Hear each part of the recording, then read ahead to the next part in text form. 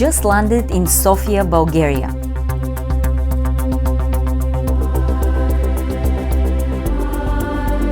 This is my first visit after 15 years.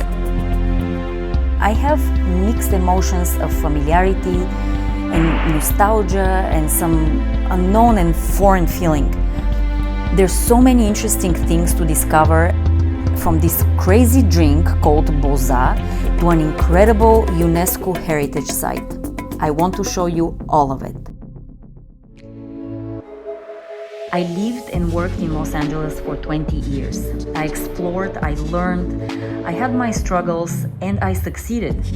I met some of the most talented people who became my friends. I created jewelry for A-list celebrities, and I really experienced some of this so-called American dream.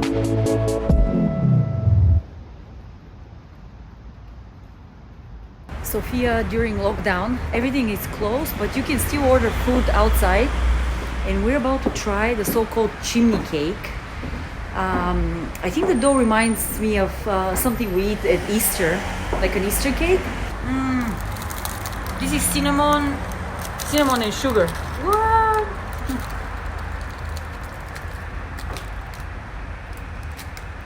Super good. I was invited to do a couple TV interviews.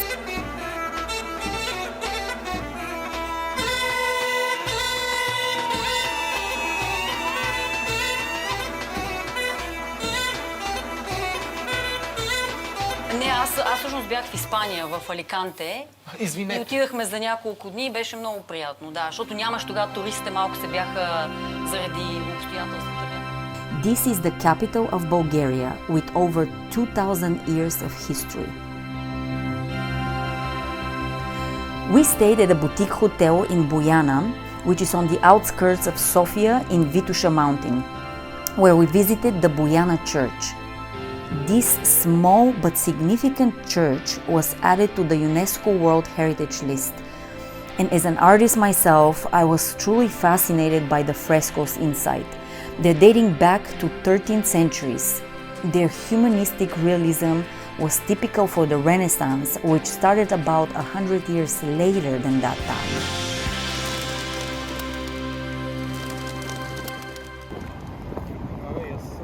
So I was walking in the center of Sofia, and I was actually thinking if this might be another great expat city. I'm noticing there are a lot more signs and explanations in English, not just the menus at restaurants, but the street signs and anywhere else. Like they're just trying to really probably welcome tourists and people to live here, as before it was solely Bulgarian and it's Cyrillic alphabet, nobody can read.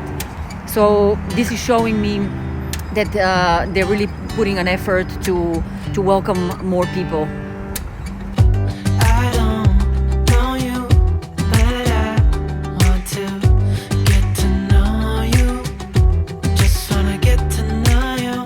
I like how they preserved some of the old buildings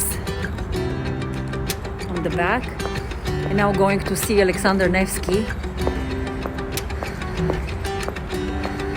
the oldest and most magnificent cathedral in Sofia, with 24-karat golden domes on top.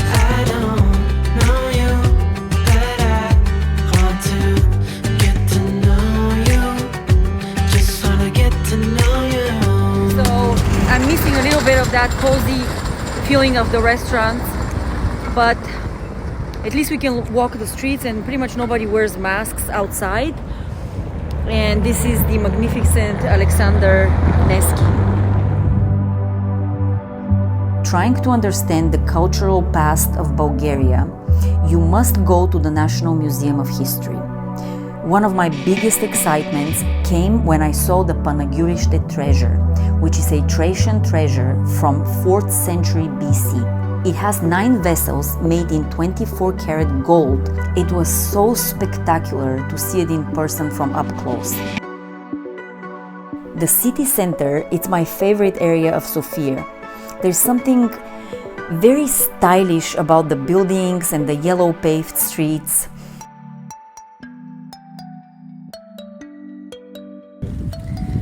trying on Sofia's kabanichka. You can't go without trying that typical Bulgarian breakfast.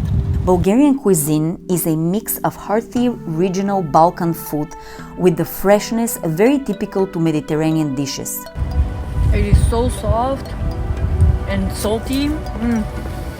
And you usually drink it with this another typical drink, boza. Banica is a baked pastry with Bulgarian feta cheese and eggs, and it's probably the easiest foods to get addicted to. For so many years, I tried to offer my American friends tarator. It is a cold yogurt-based soup with cucumbers, garlic, and dill. And this behind me, it's the beautiful Russian church. I've never been inside, and I'm wondering if it's open at the moment, but I would definitely check that out. It's really beautiful.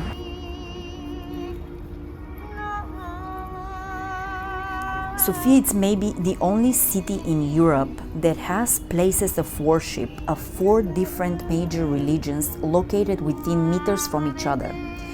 In the city center, you can visit an Orthodox church, a mosque, a cathedral, and a synagogue. This building forms a square called Square of Religious Tolerance. Almost the whole city center is connected with these underpasses, and you can just go underground from one end to the other. You don't have to cross the street, or it's really comfortable, and it has different boutiques and stores and souvenir shops, and sometimes they're connected even to the metro station, but not always.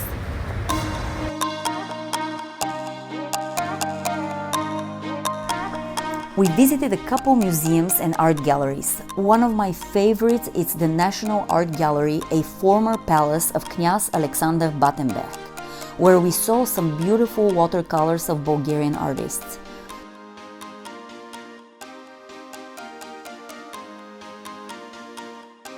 Then we took a long walk by the famous Eagle Bridge into the Borisova Gradina, a large park in the city with great landscape.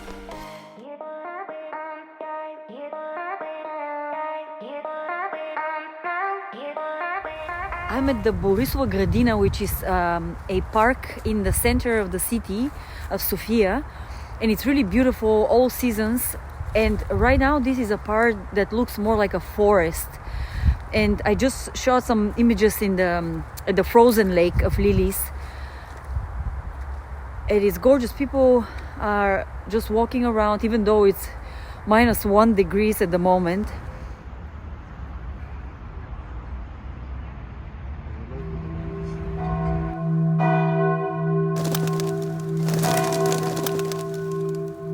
Mikitsi. It's like a very soft dough that you fry. And you can top it with different toppings like different jam or powdered sugar. It is so good.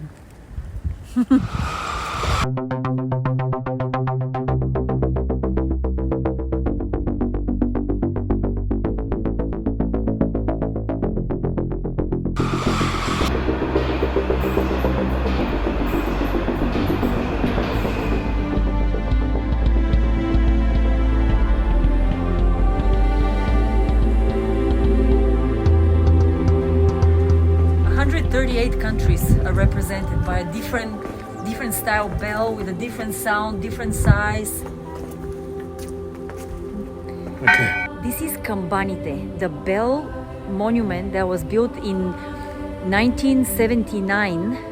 And I remember when I was still at school during the communist years, we were coming here and it was a big assembly of kids maintaining peace in the world, and it was organized by UNESCO and then other UNICEF, UNESCO, and world organizations got involved, and it had such a huge success. They decided to continue gathering kids from all over the world, so they did it every 3 years, and it was amazing. I still remember the feeling, because This was the only opportunity you had to write to someone that it's not Bulgarian and not Russian, so not part of the communist bloc. And I was talking to a girl from Sri Lanka in English through letters, and it was a really exciting time. Of course, we didn't understand anything from the communist regime, and but now we're gonna walk around and see all the different bells which were gifted from each country. I think there are 138 bells.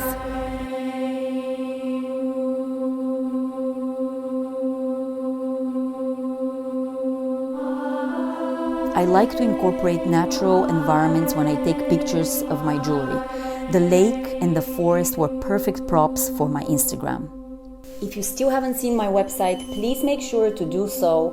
I have been designing and making fine jewelry for 16 years now, and I'm sure you can find something you like on my website.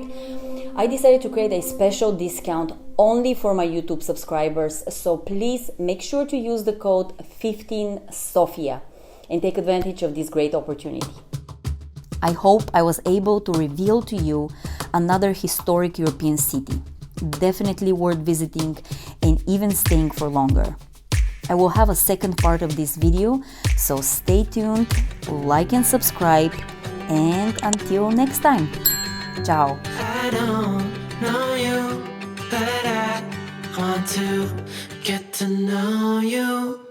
Just wanna get to know you.